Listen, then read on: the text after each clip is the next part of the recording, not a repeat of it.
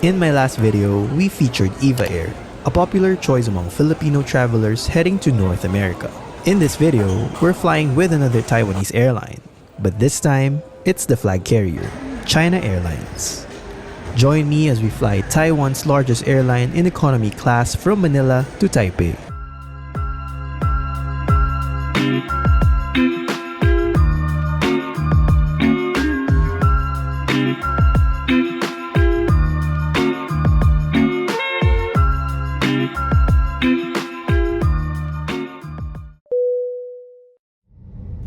There have been a lot of changes this year at NAIA under the new airport operator NNIC. Most of the cosmetic upgrades are in Terminal 3 like new seats, improved parking, and the closure of most restaurants to make way for a brand new food court. But one welcome development recently implemented by the DOTR is the suspension of that strange policy where security personnel would physically handle your passport during terminal entry and security checks. This move comes after the controversial passport tearing incident back in April, where some passengers were denied boarding because of supposedly damaged passports at the check-in counter. The incident made headlines but was later denied by both Cebu Pacific and Cathay Pacific. The original goal of this passport handling rule, something I think is unique to the Philippines, was to stop non-passengers from entering the terminal and reduce congestion. But honestly, it felt more like an extra burden on travelers. Especially in Terminal 3 where you can freely enter through the parking building without showing anything, yet get treated differently if you enter through the main doors. Hopefully, the DOTR scraps this policy completely. Like EVA Air, China Airlines is also a popular option for Filipinos traveling to North America, thanks to its multiple connections to major hubs in the US and Canada. The airline's name, however, often confuses people. Just to clarify, China Airlines is actually the national carrier of Taiwan. Back in 2020, there were even strong calls to rename the airline to better reflect its identity, with some Taiwanese lawmakers pushing for a rebrand, but in the end, the plans didn't push through. When we arrived at Terminal 1, the check-in counters had long lines, and as expected, most of the passengers were just transiting through Taipei. Airline staff were actively checking itineraries and onward connections. Thankfully, I checked in online ahead of time so we were able to use the business class counter for baggage drop. The whole process took less than 10 minutes, but clearing security and immigration took a bit longer.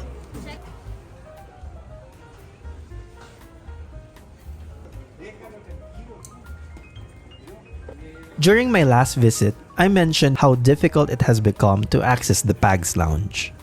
Simply put, they took on more credit card partnerships than they could handle, all while still needing to accommodate actual business class passengers. At the start of Q2, banks began scaling back lounge access perks, especially for non-premium credit cards.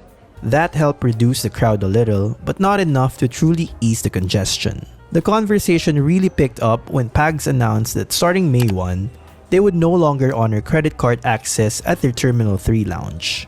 My bank even sent a notice about an upcoming renovation, but as of mid-May, PAGSS hasn't released any clear details or a timeline. Instead, they pointed to the new airport operator as the reason for the changes. To make things worse, they started accepting walk-ins for a ridiculous fee of 3,000 pesos. That's a steep price, especially considering the condition of the temporary lounge.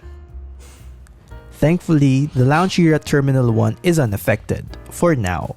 But as I've said in previous videos, both the PAGSS main and extension lounges have seen better days. They're long overdue for a proper renovation. In fact, I'd argue Terminal 1's lounge needed the upgrade first, but I guess the heavier foot traffic at Terminal 3 pushed it up the list. As for our visit, my girlfriend and I were initially directed to the extension lounge, which we didn't really mind.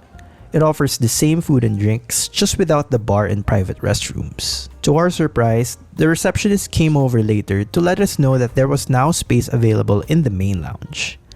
It was a small but thoughtful gesture that we really appreciated. We'd already finished eating, but we gladly made the move so I could do some plane spotting.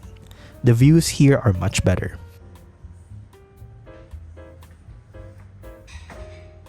Here are the credit cards that still grant access as of this upload. Just a heads up, This could change at any time, so make sure to double check with your bank before your flight.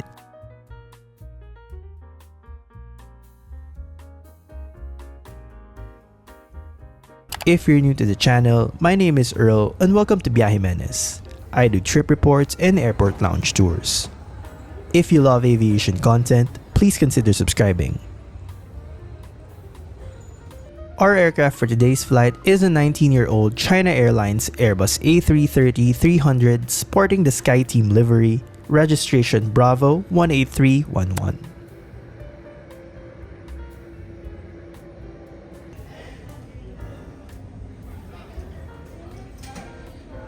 Boarding was done by zone numbers with priority given to business class passengers, SkyTeam elite members, pregnant women, and senior citizens.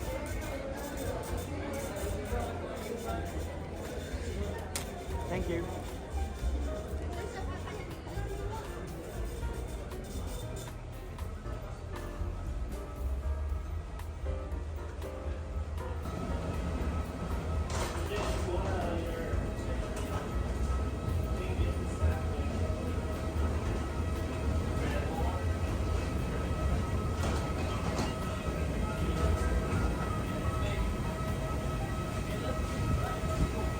Hi. Yeah, go straight to right. Thank you.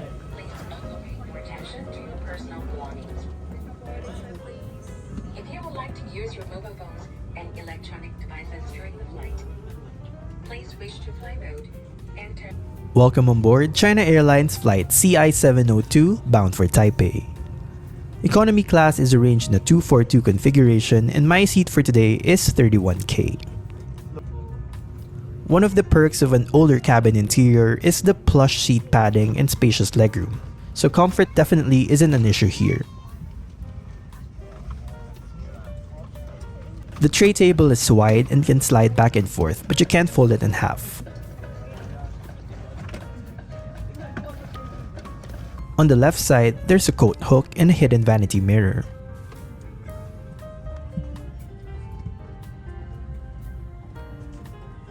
The touchscreen TV is pretty dated. Reminds me of those VTech toy laptops from the early 2000s. Still, you can adjust its brightness and tilt it to your preferred viewing angle. I believe this little slot is a water bottle holder, but only for really small bottles. There's also an IFE remote control located on the armrest, but unfortunately, it's no longer working.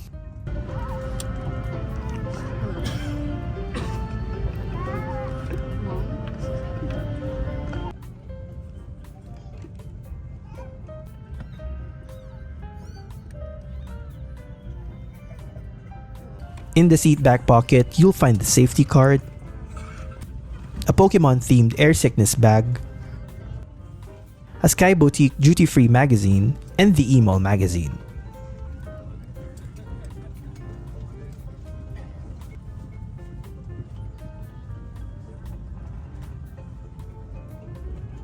And finally, the headrest.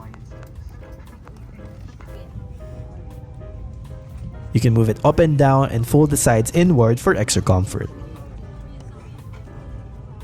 Unfortunately, there are no power sockets or personal air vents on this aircraft.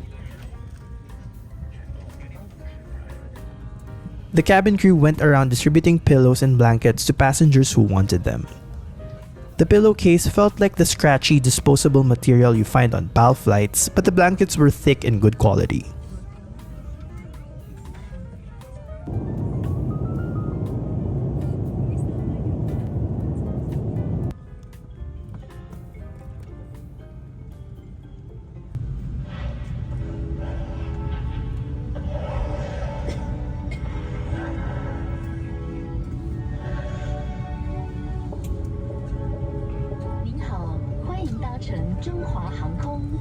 Welcome aboard China Airlines. 各位贵宾，根据法令规定，在飞行途中会发生电波干扰的个人电子用品，全程关闭电源。Dear passengers, according to CAA regulations, all transmitting devices must not be used during the flight. Please switch them off right now. 有关行动电话以及其他电子用品的使用规范，请您参阅机上杂志《乘客安全规定》单元。regarding the usage of mobile phones and 有细节。 When putting the vest on a child, just pull the straps under the leg, hook on the side loops, and tie the straps together behind the child's back. 救生衣前面有2个红色拉扣，当您要离开紧急出口时，请用力向下拉，救生衣就会自动充气。如果不能膨胀，在救生衣的2边夹层各有1条吹管，请直接向里面吹气，直到充满空气为止。 Cabin crew company safety check.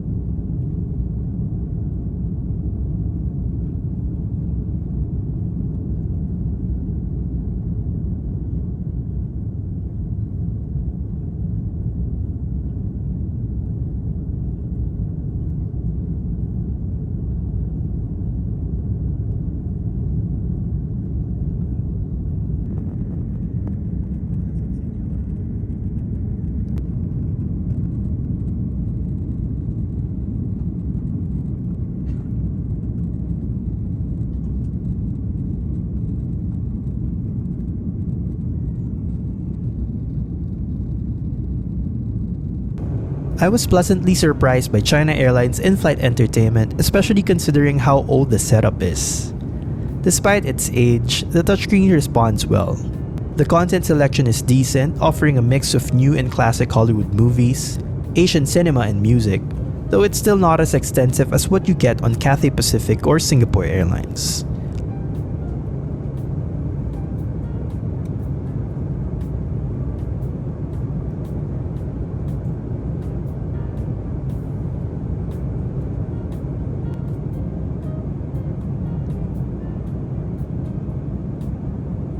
Unfortunately for me, the in-flight map wasn't working.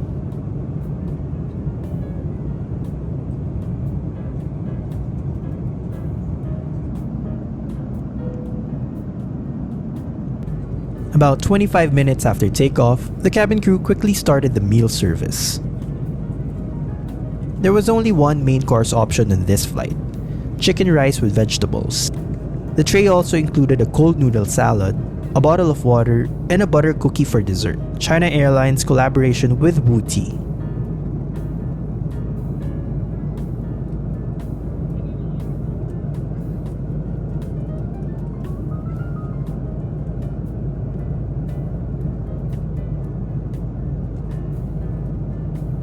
The main course tasted average, nothing special. EVA Air offers more on the tray and uses metal cutlery on similar flight durations, so I'd say EVA wins this round.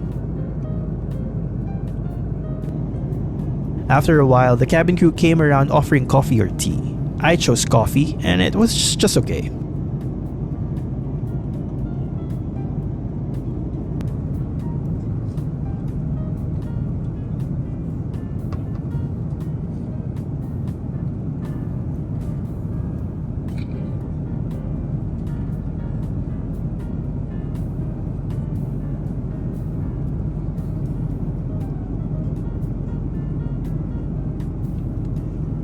Let's take a quick tour of the lavatory on this A330. Here's the standard sink, amenities from the brand Moroccan Oil, the toilet, a floor-to-ceiling mirror, and finally, a coat hook. We've started our descent to Taipei Taoyuan Airport, so let me conclude this trip report with China Airlines. Our journey began at NAIA Terminal 1, where check-in and boarding process went smoothly despite some lines. The aircraft showed its age in the cabin, but the seat comfort and legroom made the flight quite pleasant. The in-flight entertainment surprised me for its responsiveness, even if the content library wasn't as extensive as some other airlines. Meal service was straightforward but a bit underwhelming compared to what I've had on EVA Air. Overall, China Airlines offers a solid option for Filipino travelers heading to Taipei and beyond, especially those connecting to North America. It may not be the flashiest choice, but it gets the job done. As for the ticket prices, a one-way journey could cost around $160 while round-trip fares typically start at $247.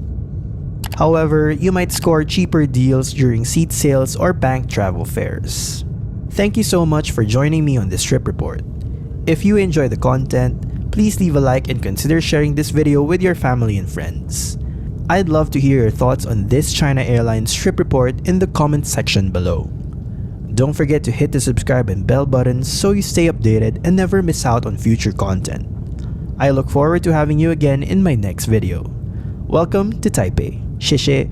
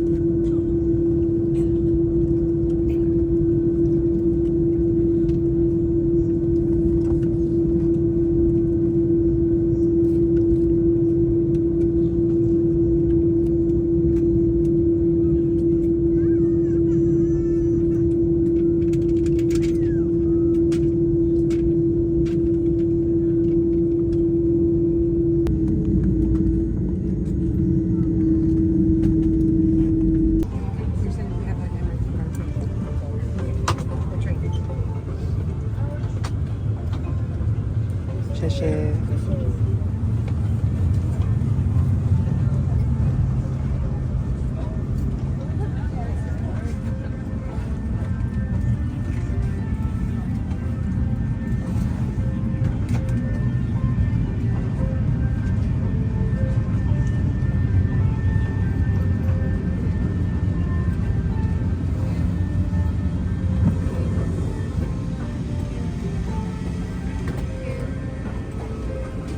谢谢。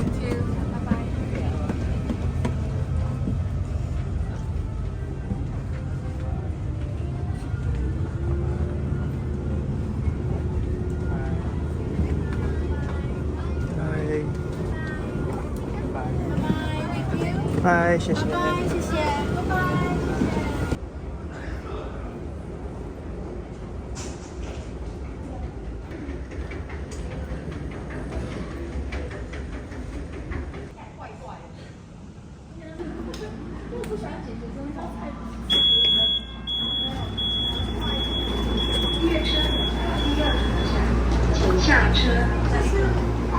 Terminal 2. All passengers, please alight. Same for Terminal 1. Please hold the handrail firmly.